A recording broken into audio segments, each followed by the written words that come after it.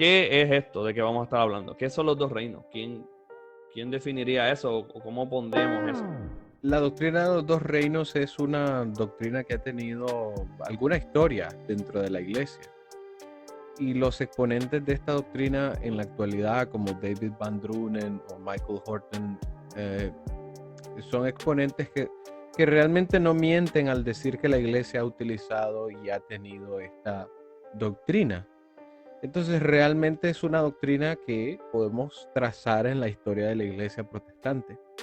Y uno de los mayores exponentes que podríamos decir que los defensores de esta doctrina dicen que es uno de los mayores exponentes es Martín Lutero. Pero realmente cuando analizamos todas la posición de Martín Lutero y los consejos ante los príncipes con respecto a la ley, siempre citaba la ley divina, la ley de Dios, no ley natural. Y por supuesto jamás hablaba de una dicotomía de reinos. Sí presentó en algún momento, sí habló, sí dio como una protodoctrina de la teología de los dos reinos que los luteranos han desarrollado a lo largo del tiempo. Pero todavía es discutible si Martín Lutero efectivamente estaba pensando de manera abierta en una doctrina así. La doctrina de los dos reinos básicamente se centra en dos reinos, uno terrenal o uno corporal y un reino celestial, un reino etéreo. Es decir, divide la realidad en dos. Y este es uno de mis principales problemas con esta doctrina, de que divide la realidad en dos. O sea, es una dicotomía, es un dualismo que no está apegado a la realidad, ni siquiera está apegado a las escrituras. Jesús dijo que él había recibido toda potestad en el cielo y en la tierra, pero eso no significa que tenía un reino y tenía un reino en el cielo y otro reino en la tierra. Significa que su reino es total, unificado, y que él gobierna tanto el cosmos como gobierna la tierra y la vida en la que el hombre se desarrolla, se desenvuelve y vive y se relaciona con sus prójimos.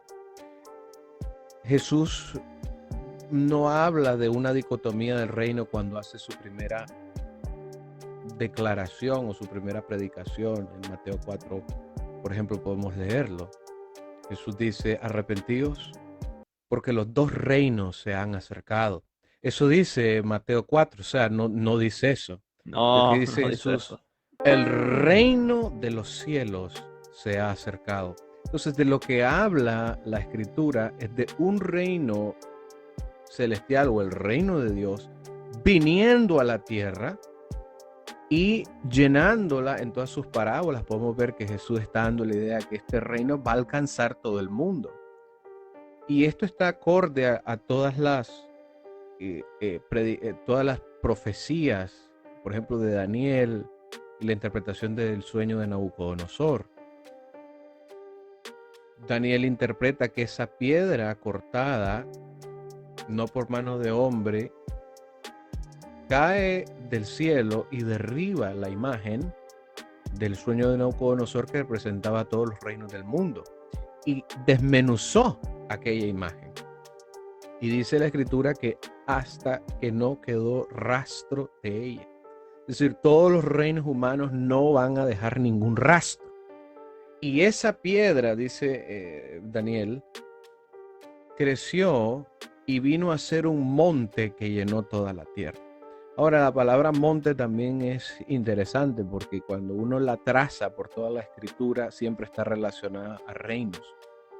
El monte de Sión es precisamente esa figura del reino de Dios. Entonces, Jesús de lo que está hablando y los profetas de lo que están hablando es de un reino celestial que empieza a llenar toda la tierra y que los reinos del hombre son destruidos y desmenuzados.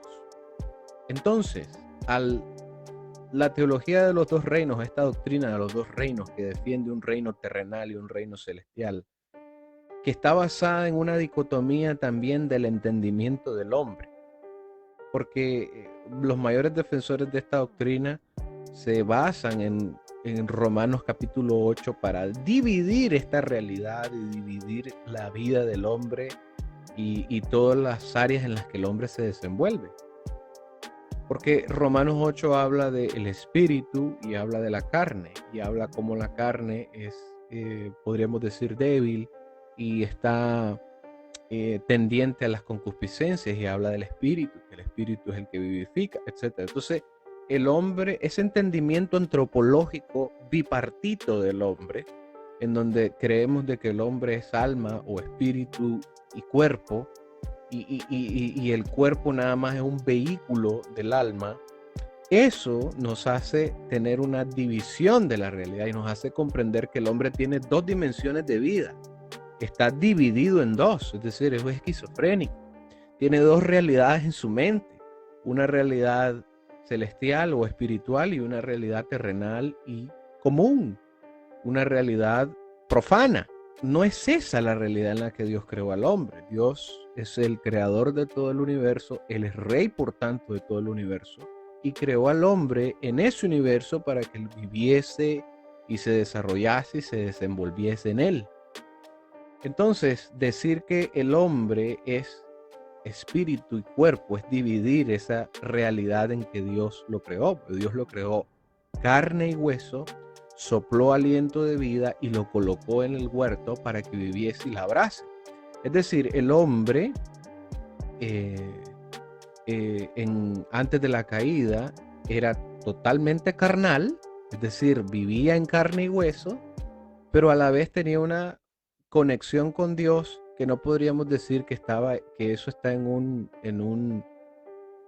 plano etéreo o místico. No, vivió su espiritualidad en la carne, vivió su espiritualidad en el huerto en donde Dios lo puso, vivió su espiritualidad en su relación con su esposa. Es decir, esa división de espiritual, terrenal, es totalmente ficticia.